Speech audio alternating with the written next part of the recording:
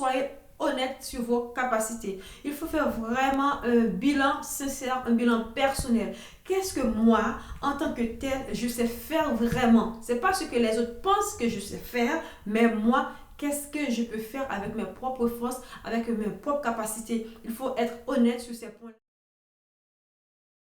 Bienvenue chez vous sur votre chaîne préférée qui n'est autre que le VPL en record. Aujourd'hui ensemble, nous allons voir 6 choses à savoir pour avoir un mental d'acier parce que le monde change et nos émotions sont en bouillonnantes.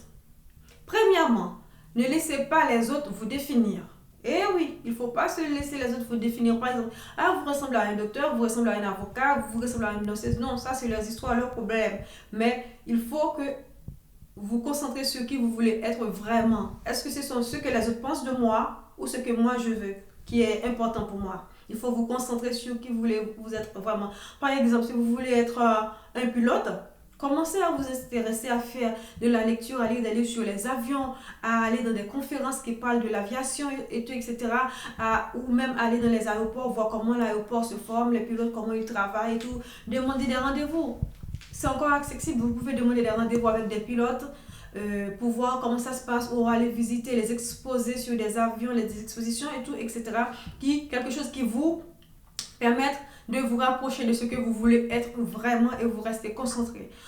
Troisièmement, mes amis, il faut comprendre vos passions. C'est-à-dire, j'aime la danse, qu'est-ce que je peux tirer de la danse? Est-ce que j'aime vraiment la danse juste pour le plaisir ou c'est encore plus que pour le plaisir? Est-ce qu'à travers ma danse, par exemple, je peux rendre heureuse les autres? Est-ce qu'à travers ma danse, je peux passer une leçon ou je peux passer un message? Toutes ces choses-là, il faut savoir les comprendre, les comparer, comprendre ma passion. Pourquoi j'aime faire ça? Qu'est-ce que je peux tirer dedans? Est-ce que je peux apporter un message pour quelqu'un d'autre? Est-ce qu'à travers ce que je fais, je prends plaisir à le faire vraiment ou c'est les autres qui me poussent à le faire? Ou aussi, est-ce que ce que je fais, je peux aider les autres à être mieux ou moi à devenir une meilleure personne? Aussi, abandonnez vos addictions. Oui, lorsque vous avez des addictions, c'est vraiment quelque chose qui grignote votre temps sur le fait cumuler. Par exemple, si vous aimez fumer la cigarette, vous allez prendre par exemple chaque 2 heures ou même moins 15 minutes pour fumer une cigarette. 15-10 minutes ou 5 minutes pour fumer une cigarette. Mais lorsque vous accumulez, il y a 24 heures dans la journée. Donc, si vous prenez 24 fois 15 minutes, vous voyez qu'est-ce que ça donne. Donc, vous allez grignoter votre temps avec vos addictions. Donc, il faut abandonner vos addictions. Si c'est une addiction, si vous avez l'addiction pour la lecture, ah oui, c'est bien. Mais si vous avez l'addiction pour fumer de la cigarette ou pour jouer au poker, ce n'est pas bon. Il faut abandonner ces addictions-là. Et cinquièmement, soyez honnête sur vos capacités. Il faut faire vraiment un bilan sincère, un bilan personnel. Qu'est-ce que moi, en tant que tel, je sais faire vraiment? C'est pas ce que les autres pensent que je sais faire, mais moi, qu'est-ce que je peux faire avec mes propres forces, avec mes propres capacités? Il faut être honnête sur ces points-là parce que c'est cela qui va vous aider à aller de l'avant et à progresser. Par exemple, je sais que je ne parle pas très bien l'espagnol. Ce que je vais faire, je dois apprendre à parler l'espagnol. C'est pas parce que les gens pensent que je parle espagnol ou je parle autre langue et tout, etc. Alors qu'à l'intérieur de moi, si je sais que ce n'est pas ça, je dois me former. Si j'aime vraiment l'espagnol, je dois me former. Donc, je ne vais pas me baser sur ce que les autres pensent, mais sur mes vraies capacités. Qu'est-ce que je peux faire vraiment? Par exemple, sans les autres. C'est surtout un problème pour ceux qui marchent toujours en groupe, en bande organisée. Ces personnes-là, le plus souvent, ne connaissent pas vraiment leurs propres capacités parce que c'est toujours le fait cumuler des autres qui donne un tout. Alors que quand ses camarades ne sont pas là, cette personne-là se sent faible ou il se sent faible parce qu'il n'y a pas ses forces. Chez nous, quand on dit les amis ne pas pas de force lutter pour contre lui. Comment lutter pour contre lui, ils battent lui.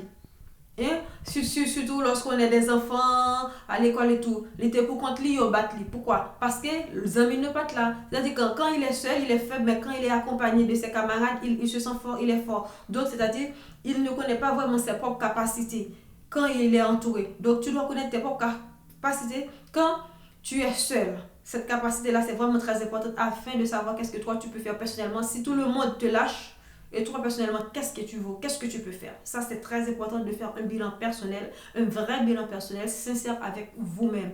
Qu'est-ce que je peux faire? Quelles sont mes capacités? Et sixièmement, il faut tirer des leçons de vos faiblesses. et aussi tirer des forces de vos faiblesses. Par exemple, votre faiblesse peut être devenir vos points forts. Pourquoi? Parce que lorsque tu sais là où vous êtes faible, vous allez vous faire des efforts, vous allez avancer, vous allez progresser dans ce sens-là. Donc, mais quand vous ne connaissez pas vos points de faible, eh bien, l'ennemi peut vous attaquer sur votre cheville. Parce que toi, tu ne connais pas, mais eux, ils connaissent. Il faut vraiment faire une analyse intérieurement pour savoir quels sont mes points forts, quels sont mes points faibles, mes points faibles. Où est-ce que je peux l'utiliser pour avancer, ou est-ce que mes points faibles sont vraiment une faiblesse pour moi, dans quelles circonstances je peux l'utiliser ou pas. Ou comme je sais que ceci c'est mon point faible, je peux prévenir, j'anticipe. Tu sais par exemple, si tu aimes fumer ou si tu aimes boire de l'alcool, pour entrer chez vous, s'il y a deux chemins, il y en a un qui passe devant un bar où on vend de l'alcool, il y a l'autre, il n'y a pas de bar où on vend de tabac, où on vend de l'alcool, eh bien vous allez passer là où il n'y a pas de tabac.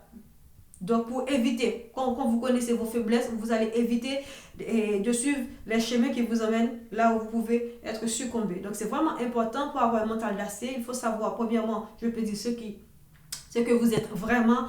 Deuxièmement, votre point fort et votre faiblesse. Troisièmement, il faut vous définir pour vous-même, non pas par rapport aux autres. Il faut connaître vos capacités, vos passions, et il ne faut pas se laisser faire, il ne faut pas se laisser aller dans la masse. Il faut savoir qui tu es vraiment afin de ne te pas laisser définir par les autres. Donc c'est vraiment important pour moi de vous dire ça, parce qu'on vit dans un monde qui change en perpétuel mouvement. On peut vite faire engloutir par les autres, par leur façon de penser, leur façon de faire, si tu ne connais pas qui tu es vraiment. Sur ce, je vous dis au revoir et j'espère que cela vous est utile. N'hésitez pas surtout à partager. Abonnez-vous sans modération et surtout partagez à quelqu'un qui a vraiment besoin. Et merci.